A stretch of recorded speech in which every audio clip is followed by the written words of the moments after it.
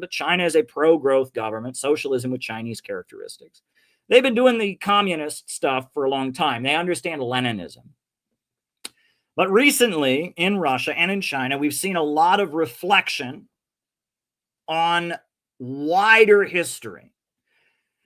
And there's a new school called Geopolitics that argues that there are two types of civilization. There are civilizations of the land and civilizations of the sea. Thalassocracy is civilization of the sea, and tellerocracy is civilization of the land.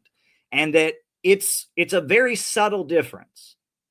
But civilizations of the sea tend to be more individualistic, more militaristic, and they tend to hold back development in the nations that they colonize.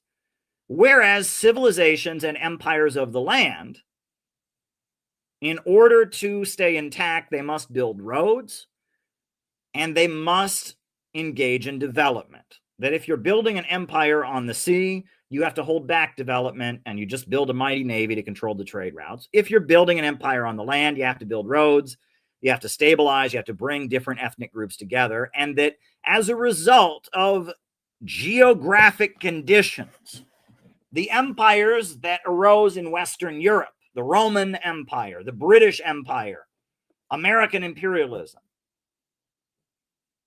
as opposed to the Russian Empire of the Tsars, to the great Chinese civilization that goes back 5,000 years, they developed a different culture, a different way of being. And it's a subtle way of being, but in Asia, they're much more collectivist in the way they view things. They're much more long-term in the way they view things.